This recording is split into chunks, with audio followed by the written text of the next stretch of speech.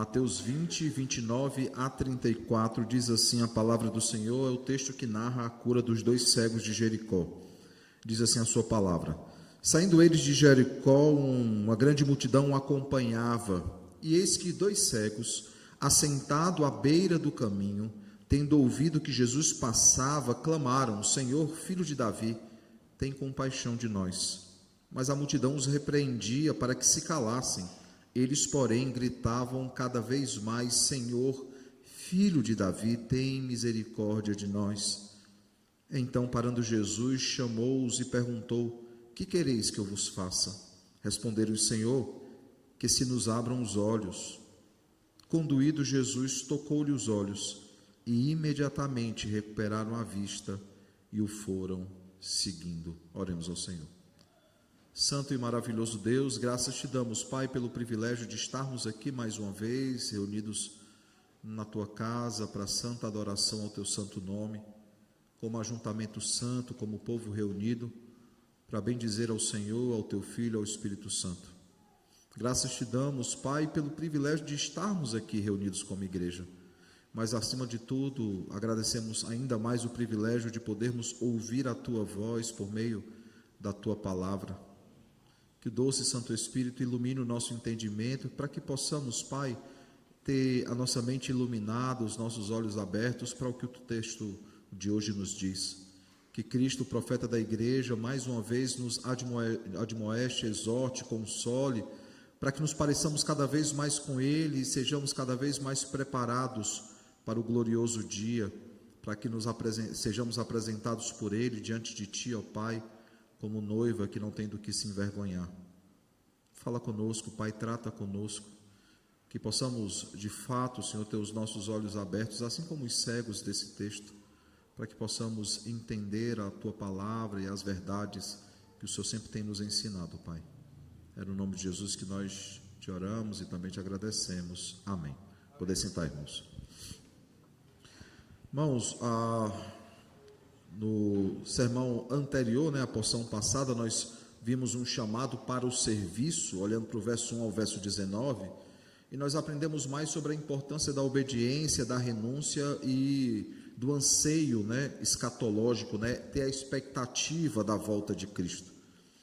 E ainda abrindo parênteses sobre essa questão do serviço, aprofundamos com o reverendo Tiago, do verso 20 ao verso 28, neste sentido, sobre a importância do serviço. E nós aprendemos então 3 lições bem importantes, lições preciosas. A primeira delas é que é necessário que trabalhemos para o reino, sabendo que o Senhor nos chama ao serviço e que nós devemos nos dedicar ao Senhor nesse serviço. Segunda coisa que nós aprendemos é que é necessário, nós precisamos saber o papel das boas obras. Nós discutimos isso no sermão passado, qual o papel das boas obras, qual é a utilidade ou qual a função das boas obras das nossas vidas. Não são meio de salvação, nós aprendemos isso, mas manifesta a nossa salvação e é um meio de santificação nas nossas vidas. E aí nós aprendemos que essas boas obras não garantem a nossa salvação, mas manifestam a nossa salvação.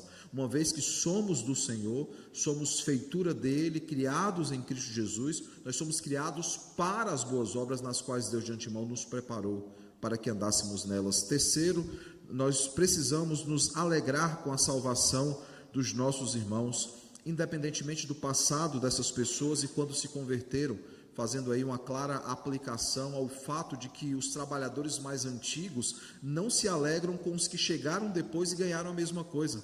Na verdade, eles estão reclamando com aquilo que eles acham que deveriam ganhar e não ganharam. Uma vez que foi acertado com eles um salário, o dono da vinha cumpriu com esse salário e pagou a cada um deles aquilo que foi acertado. Mas aprove ao dono da vinha ser também gracioso com os demais trabalhadores que trabalharam menos, mas que para ele também merecia receber a mesma recompensa. E a pergunta então que ficou para a nossa reflexão é: entendemos tudo isso, entendemos essas verdades? Bem, irmãos, o texto de hoje nos coloca com Jesus indo para Jerusalém. Por que é importante nós sabermos dessa informação, que ele não está apenas saindo de Jericó, mas indo a Jerusalém? Porque o capítulo 21, ele começa dizendo isso: quando se aproximaram de Jerusalém. Ou seja, Jesus está caminhando para Jerusalém. E mais importante do que isso, nós veremos no capítulo 21 que ele não apenas está caminhando para Jerusalém, mas é o relato da chamada entrada triunfal de Jesus. E se é a entrada triunfal de Jesus em Jerusalém, falta apenas alguns dias para a sua morte, porque justamente uma semana antes, ou um pouco menos do que isso, no sábado anterior, ele será entregue à morte na quinta-feira, ele entra em Jerusalém e ele é saudado como o rei de Israel, como o rei de Jerusalém, como rei do povo judeu. O fato, irmãos, é que ele está indo para Jerusalém para ser crucificado. E nós vemos então que ele saiu de Jericó, e ele sai de Jericó então acompanhado por uma multidão. É interessante porque o relato de Lucas vai nos dizer que na verdade ele está chegando a Jericó. E aí nós veremos também na continuação da ideia, né, o texto correlato, ele enfatiza isso. No capítulo 18 é o texto correlato com o dessa noite de Lucas, e no capítulo 19 ele enfatiza isso mais uma vez, que Jesus está então chegando a Jerusalém. Se os irmãos depois olharem os 3 textos que tratam sobre esse relato, e somente os textos sinóticos tratam sobre isso, lembrando, sinóticos, a gente está falando de Mateus, Marcos e Lucas, João não trata desse texto. Os 3 evangelhos, eles têm algumas discordâncias ou discrepâncias entre eles, e nós já temos aprendido, irmãos, que algumas pequenas diferenças não descredibiliza o relato, pelo contrário, dá mais força. Por quê? Porque essa é uma história muito combinada, você já desconfia. Deixa eu só elencar algumas diferenças que existem entre os 2 textos. Por exemplo, em Mateus capítulo 20, nós vemos que existem 2 cegos. Quando nós olhamos para Marcos capítulo 10 e quando nós olhamos para Lucas capítulo 18, nos dá a ideia de apenas um cego, não 2. Marcos, inclusive, ele dá nome a esse cego, chamando-o de Bartimeu ou filho de Timeu. E para quem não sabe, irmãos, esse prefixo bar, no hebraico bem, né? Bar é aramaico, bem é hebraico, se refere justamente a isso, filho de. Então, por exemplo, há alguém chamado Ben Judá, filho de Judá. Bartimeu, filho de Timeu. Então, não é que Pedro está sendo redundante, ele está explicando porque talvez alguns não tivessem conhecimento sobre a configuração do nome, né? Nós veremos, por exemplo, países nórdicos que botam o Sam no final. Stevenson, que é justamente o filho do Steve, né? Então não é uma cultura apenas judaica. Mas Marcos então diz o nome desse cego, ele é o Bartimeu, o filho de Timeu. Marcos e Lucas também falam da situação social desses cegos, quando eles enfatizam que eles estão na rua, estão pedindo esmola, e usa a expressão que eles mendigavam. Eles eram alguém, ou um cego, ou os 2 cegos, que passavam dificuldades financeiras. Interessante também que Lucas, ao contrário dos outros 2, ele enfatiza algo a mais. Enquanto em Mateus e Marcos os cegos são curados, ou o cego é curado e acompanha Jesus simplesmente, Lucas faz questão de enfatizar que ele ou eles davam glórias ao Senhor, eles glorificavam ao Senhor pelo milagre. Mateus 20, ele vai usar uma expressão muito paterna e muito graciosa, quando diz então, no verso 34, que Jesus se condoeu. A expressão condoer é vir das entranhas, é aquele sentimento que mexe com a gente, que mexe com o nosso estômago. Quando você vê algo que você fica profundamente triste, isso mexe com as suas emoções, deixando claro que Jesus, ele se condói, ele tem misericórdia, ele tem amor e piedade por aquele cego ou aqueles cegos que pediam o seu favor, por isso os cura. E Mateus ainda enfatiza mais que ele toca então os olhos dos cegos, porque ao se condoer ele entende, ele sente a necessidade daqueles 2 e ele toca nos olhos daqueles 2 para que eles voltem a ver. Diante dessas diferenças, irmãos, ou pequenos detalhes, discrepâncias, eu gostaria de olhar para a localização e para a quantidade de cegos para dar possíveis explicações para isso. Por exemplo, alguns tentam explicar que a diferença no número de cegos se dá porque Cristo ele curou um cego na entrada e depois na saída ele cura 2 cegos. Essa é uma das explicações. Uma segunda explicação em relação ao local, porque que em um momento ele está chegando e outro momento ele está saindo, é porque ele está diferenciando as duas Jericós. Nós temos a velha Jericó e a nova Jericó, há quilômetros de distância entre as duas, então há da parte deles essa diferenciação. Uma outra coisa também é que nós vemos que nós vemos essa diferença de localização, talvez com a possível explicação. Eles começam a clamar quando ele se aproximou da cidade, mas Jesus só os cura quando ele está passando já da cidade, saindo da cidade para Jerusalém, e o texto deixa claro que ele não para em Jericó, ele passa por Jericó, seja entrando ou saindo. Qual seria então a melhor solução para isso, se é que é necessário? E se Marcos, que é o intérprete de Pedro, né?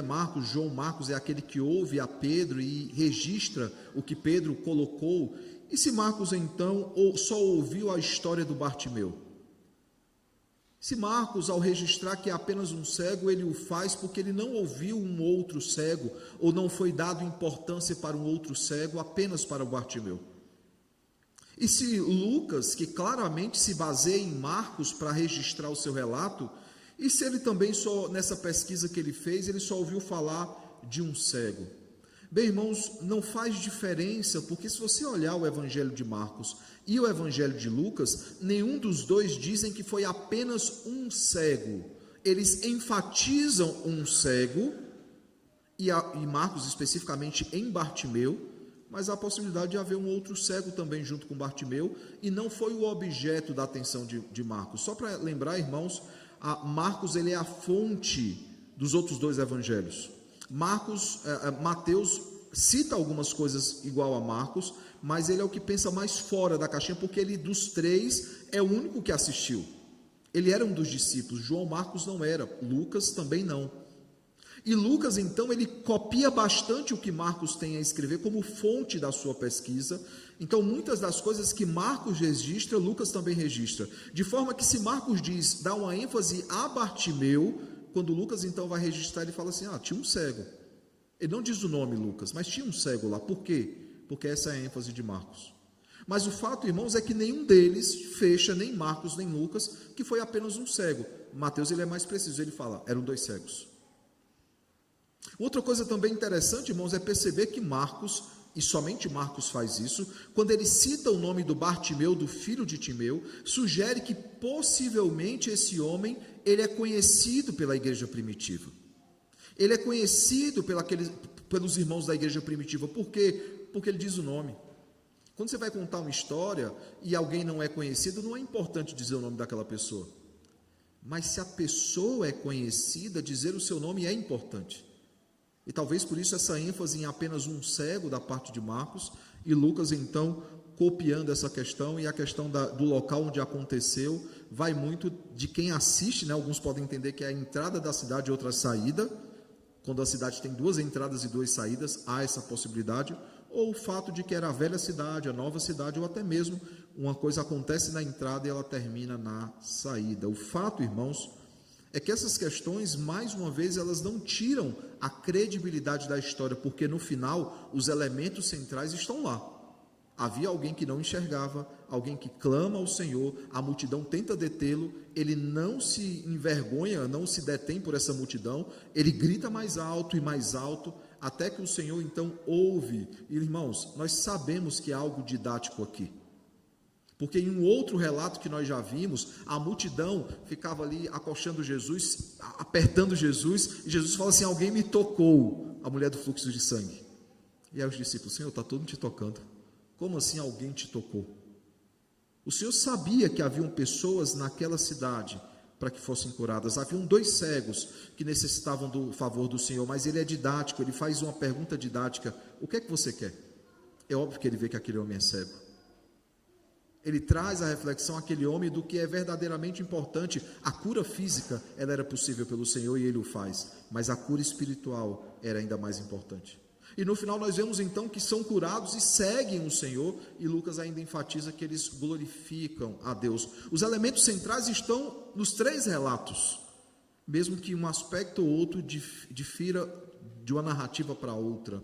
Resolvidas essas questões, irmãos, então voltemos ao texto E o texto de hoje nos fala sobre alguns assuntos importantes. Por exemplo, nos trata sobre a condição dos cegos. Eles não enxergavam. Mas não era uma condição apenas física. O texto também nos diz, os 3 relatos juntos, que eles passavam necessidade física. Eles não conseguiam trabalhar, porque eles não enxergavam. Mas mais do que isso, eles necessitavam não apenas de um favor físico ou social, mas espiritual. Essa era a condição dos cegos. No verso 29 e verso 30. No verso 31, irmãos, nós vemos que uma barreira ela foi encontrada por aqueles 2 cegos. A multidão não permite que eles cheguem até Jesus. E quando eles clamam pelo Senhor, a multidão reclama, repreende, mas eles gritam mais alto. Então, não apenas uma barreira é encontrada, mas essa barreira é superada por aqueles 2, porque a fé deles era muito grande. Eles entendiam que se o Senhor, e nós veremos já à frente o porquê, né? Eles entendiam que se o Senhor dissesse que iria curá-los, eles seriam curados. Outra coisa também que nós vemos é o milagre do Senhor, verso 32 ao verso 34, nós vemos então que esses 2 homens foram curados pelo nosso Deus, por Cristo. Esse é o resumo, irmãos, do que acontece no texto de hoje. E essas 3 questões, né, a condição dos cegos, a barreira que é encontrada e ela é superada, o milagre do Senhor, é o roteiro do sermão dessa noite. Por quê? Porque é exatamente aquilo que nós vamos olhar hoje à noite como esse conselho para nós, como esse roteiro para nossa admoestação, para nossa exortação e para nossa consolação. Quais são as lições que o Senhor deseja ensinar, não apenas àqueles 2 cegos, mas deseja ensinar aos seus discípulos, deseja ensinar à multidão que o acompanha? O que é que ele tem por intenção ensinar aquelas pessoas? Bem, irmãos, a primeira coisa que o texto nos ensina é sobre a necessidade de Cristo. Aqueles 2 homens necessitavam de Cristo, os discípulos necessitavam de Cristo, a multidão necessitava de Cristo e todos nós também necessitamos de Cristo. Basta lembrar, irmãos, que não é a primeira vez que Mateus ele registra a cura de 2 cegos. E deixa eu só relembrá-los, porque nós olhamos há um bom tempo para esse texto. No capítulo 9, verso 27 a verso 31, nós temos o relato da cura desses 2 cegos. E se você olhar um texto com o outro, parece aparentemente que é o mesmo relato, mas olhando para os detalhes, claramente são 2 histórias diferentes. E antes que alguém diga, mas Mateus, Lucas, eles também têm detalhes diferentes, não são histórias diferentes, não, a gente está falando de Mateus. Mateus está contando a mesma história. Se ele está contando a mesma história, ele não teria divergência nos mesmos detalhes. Mas claramente, quando você bota um texto ao lado do outro, nós veremos que há uma diferença entre os 2 textos. E veja o que é que os cegos, os 2 cegos de Mateus 9 vão dizer. Verso 27. Tem compaixão de nós, filho de Davi. Sabe o que é dito no verso 30 do capítulo de número 20, irmãos? Senhor, filho de Davi, tem compaixão de nós. É a mesma coisa. E antes, que alguém fale, é o mesmo relato, mais uma vez, há elementos diferentes nos 2 relatos. Logo, ele não se trata do mesmo relato, basta comparar os 2. Pega depois o texto de hoje, o texto de Lucas 9, 27 a 31, põe um do lado do outro e você vai falar, não é a mesma coisa, a localização, tudo é diferente. Mas sabe o que é interessante, irmãos? É que serve de referência para esses 2 cegos. Outros 2 cegos já haviam sido curados pelo Senhor. E já haviam dito essa frase, de forma que eles entendiam que se eles clamassem da mesma forma, se eles falassem a mesma coisa e procurassem o mesmo Cristo, eles poderiam ser curados. Nós vemos, irmãos, que Bartimeu, ele era um mendigo. Marcos 10 enfatiza isso, e mais do que isso, ele estava à beira da estrada pedindo esmolas, Lucas 18. Mas essa, irmãos, não era a maior necessidade apontada pelo texto. Eles tinham dificuldades financeiras. A maior dificuldade apontada pelo texto é que eles eram cegos. Eram cegos física e espiritualmente. Eles não enxergavam um palmo diante dos olhos deles. E eles clamaram a Cristo da mesma forma que aqueles dois cegos, mas não apenas eles, irmãos. Se vocês lembrarem, o reverendo Tiago trouxe, se eu não me engano, essa meditação que foi na mulher cananeia, né? A mulher lá de Cananeia, ela clama a mesma coisa no capítulo 15, verso 22. Ela diz a mesma coisa: filho de Davi, tem compaixão de mim. De forma, irmãos, que se eles tivessem que chutar alguma coisa, seria essa a frase que eles diriam. Diante das necessidades físicas que eles tinham, cegueira, fome, eles necessitavam de uma verdadeira visão, eles necessitavam da verdadeira comida. E eles chegam então ao pão da vida, eles clamam: Senhor, filho de Davi, tem compaixão de nós, sê propício a nós, condoa-se das nossas necessidades. E o texto nos diz que Cristo se condoeu desses dois irmãos. Mas eles entendem qual é a necessidade deles. Eles necessitavam de Cristo. Eles tinham claro na mente deles: se nós gritarmos bem alto, se nós clamarmos bem alto e Ele nos ouvir, e Ele nos tocar, nós seremos curados por Ele. Isso nos leva ao segundo aspecto desse texto. Não é apenas a necessidade de Cristo, mas a busca por Cristo. Ao ouvir então, Lucas diz isso, que ao ouvir o tropel da multidão, ou seja, era uma multidão muito grande, a ponto de fazer muito barulho, a grande multidão, é perguntado então, eles perguntam, Lucas faz essa ênfase, eles perguntam: o que é que está acontecendo? Marcos e Mateus não dão essa ênfase, essa pergunta, por isso que é importante ler os três juntos. Ao ouvir o barulho, eles falam, aquela numerosa multidão, eles falam: o que é que está acontecendo? E a multidão então responde o seguinte, Lucas 18:37, anunciaram-lhe que passava Jesus, o Nazareno. A ênfase no o Nazareno é importante, por quê? Porque Jesus é um nome comum naqueles dias. Para quem não lembra ou não sabe, o nome Jesus é o mesmo nome Josué. E ao ouvir então Jesus, talvez eles não atentassem, mas quando falam que é o Nazareno, aí eles entendem diante de quem eles estão.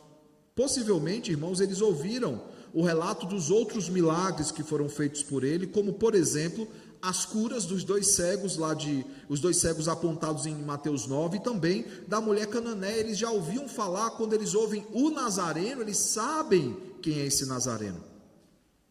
E aí, a partir disso, então, eles clamam dizendo: Senhor, filho de Davi, tem compaixão de nós. Ao entender diante de quem eles estão, eles buscam a Cristo. A multidão, ao invés de se compadecer, de se condoer, de sentir a dor deles, elas passam a repreendê-los então, mandando que eles se calassem. Percebe, irmãos, eles fazem questão de anunciar que eles estão diante do Nazareno. A multidão também conhece as histórias, por isso estão seguindo a Jesus. Se Jesus não fosse conhecido, as pessoas não estava aquela multidão em cima dele. E a multidão sabia o que Cristo poderia fazer por aqueles dois homens. Mas eles não estão preocupados. Qual é a reação dos cegos? Eles se calam, eles vão embora? Não, eles clamam cada vez mais alto. Eles gritam cada vez mais alto. E é interessante, irmãos, então, que Marcos ele registra um detalhe bem importante. Ele diz o seguinte, que Bartimeu, e aí nós já sabemos que não impede de ter um segundo cego, que Bartimeu, então, ele lançou de si a capa, ele levantou-se de um salto e foi ter com Jesus. Ele vai ao encontro de Jesus, ele não está preocupado com a multidão. E claro que ele vai tateando no escuro, ele não enxerga ainda. Até então que é feita a pergunta, da parte do Senhor: que quereis que vos faça? O que é que você quer que eu faça por você ou por vocês?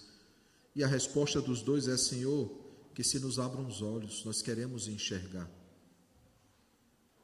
Perceba que eles não pedem comida, que era uma necessidade que eles tinham. Eles não pedem riquezas, que é uma necessidade que eles tinham também. Ele pede: Senhor, que se o Senhor desejar, que os nossos olhos sejam abertos. Eles já conheciam o Nazareno, e eles foram ao encontro desse Nazareno com fé. E ao ter fé, então, eles se colocam diante do Nazareno e dizem: Senhor, cura a nossa visão. Nós gostaríamos muito de enxergar. Há uma possibilidade desses dois não serem cegos de nascença, porque em alguns momentos, quando se tratam de cegos de nascença, há uma ênfase proposital do evangelista, né, quando esse detalhe é colocado.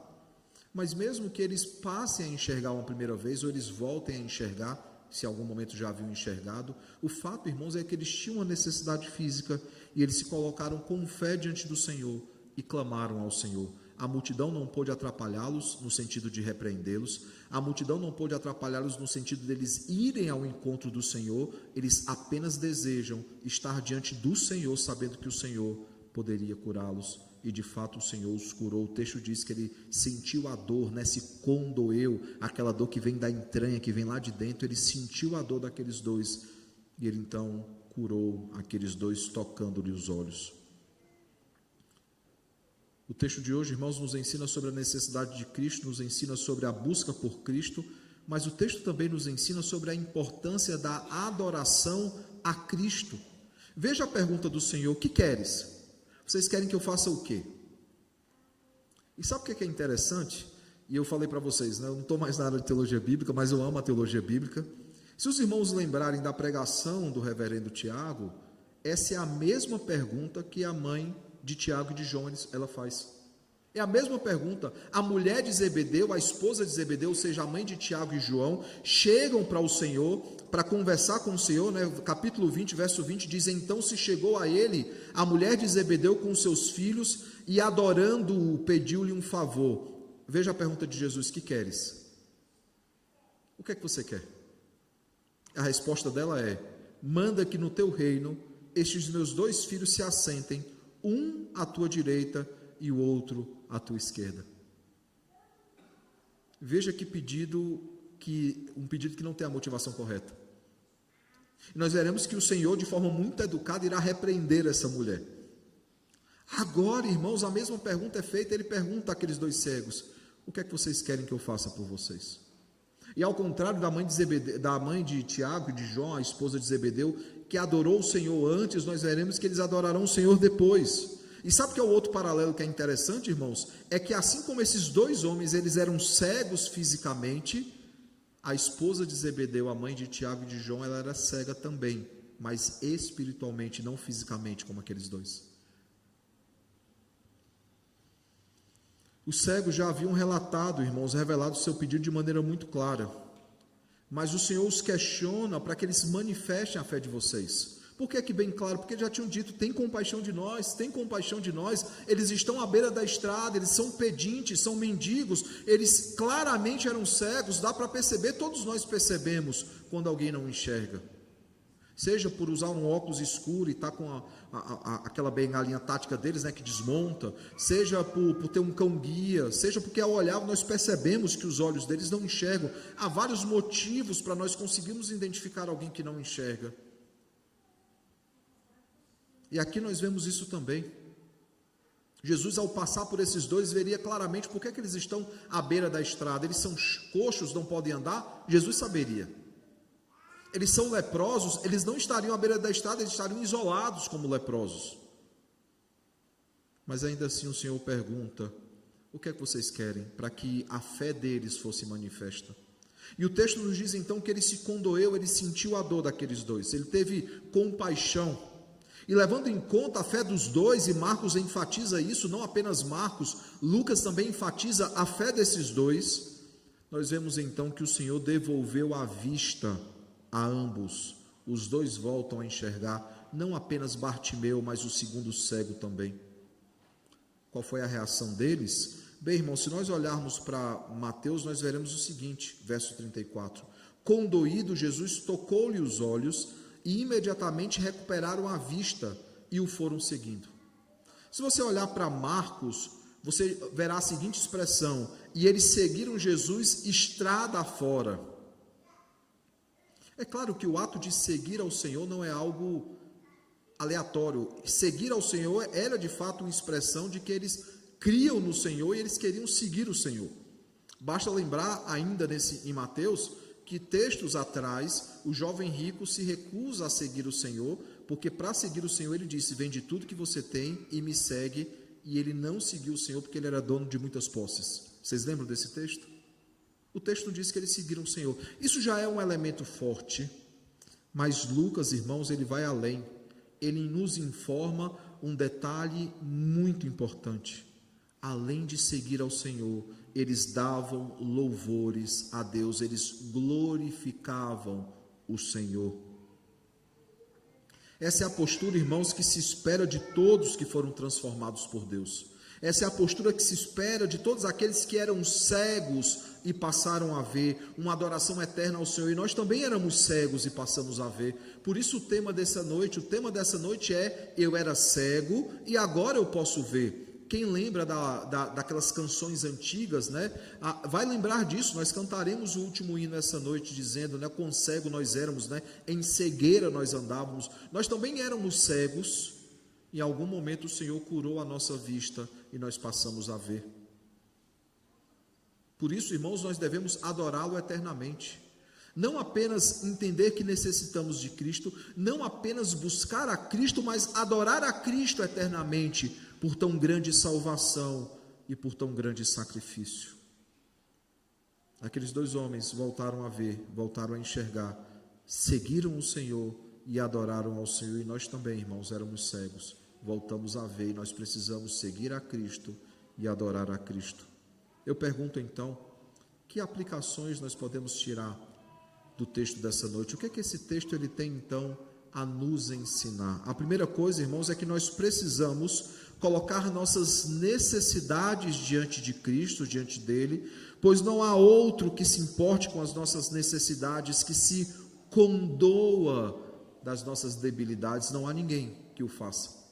Cristo, aquele que é o Deus encarnado, que conhece a nossa dor, e o relato bíblico deixa isso muito claro, né? Ele se fez homem e ele conhece a nossa dor, ele é quem intercede por nós.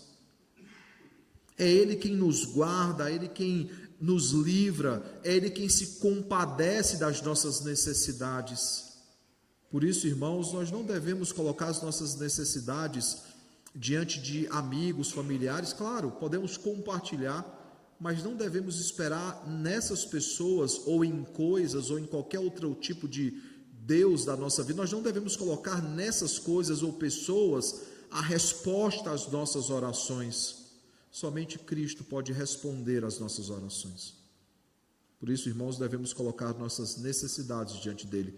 Mas nós não devemos colocar de qualquer forma, irmãos. Nós devemos buscar a Cristo com fé, com confiança no Senhor, pois ele é capaz de fazer infinitamente mais do que tudo que pedimos, do que tudo que pensamos, segundo o seu poder que opera em nós.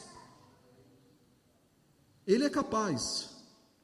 Muitas vezes as nossas orações não são respondidas porque não é o tempo, não é a vontade de Deus, ou não é necessário para nós. Voltar a ver uma necessidade daqueles dois. Tanto que eles não pedem uma outra coisa, senão nós queremos voltar a enxergar, queremos ver. Abra os nossos olhos. Nós precisamos nos colocar diante dele com fé, não pedindo coisas absurdas, irmãos, mas coisas que são de fato necessárias para as nossas vidas. Sabendo que ele quem opera em nós o querer realizar, e ele é capaz de fazer muito mais daquilo que pedimos ou pensamos. Nós precisamos também, irmãos, adorá-lo eternamente, por causa de tudo que ele é, por tudo que ele tem feito por nós, em nós e também através de nós, mesmo sem merecermos. Jesus não devia nada àqueles homens, ele não era obrigado a curá-los, ele se condoeu e os curou. O Senhor também não nos deve nada, mas aprove ao Senhor não nos tratar segundo os nossos pecados, mas segundo a sua muita misericórdia. Por isso, irmãos, eles são dignos de todo o nosso louvor e de toda a nossa adoração. Nós precisamos adorar o Senhor eternamente, colocar nossas necessidades diante dele, buscá-lo com fé, adorá-lo eternamente. Será que nós entendemos tudo isso, irmãos? Será que nós entendemos as verdades que estão contidas nesse texto? Não se enganem. Se nós não visitarmos ou revisitarmos o nosso coração, as motivações do nosso coração constantemente, nós podemos nos tornar como aquela multidão insensível, ou até mesmo como os fariseus, os religiosos, que tinham a mera religiosidade e não estavam mais em comunhão com o Senhor. esse sentimento de condoer-se pelo pecador, por aquele que necessita de Cristo, precisa existir também nos nossos corações. Precisamos olhar para fora, para aqueles que estão lá fora, e nos condoermos com eles, entendendo que eles precisam de Cristo, e nós precisamos ser instrumentos nas mãos do Senhor, para que eles conheçam a Cristo através das nossas vidas. Que o bom e eterno Deus, irmãos, nos ajude então a confiar totalmente nele, confiar no seu agir, nos capacitando, irmãos, para que o busquemos em todo o tempo, para que o adoremos eternamente, mas também para que sejamos instrumentos nas suas mãos, para que as pessoas que não enxergam voltem a enxergar, para que aquelas pessoas que precisam de Cristo possam alcançar a Cristo por meio das nossas vidas. Que o bom e eterno Deus, irmãos, nos ajude, para que nós que éramos cegos e agora podemos ver, possamos ser também instrumentos de transformação na vida de tantos outros cegos que estão por aí, sem conhecer ao Senhor, mas que necessitam do Senhor, e eles precisam do favor divino.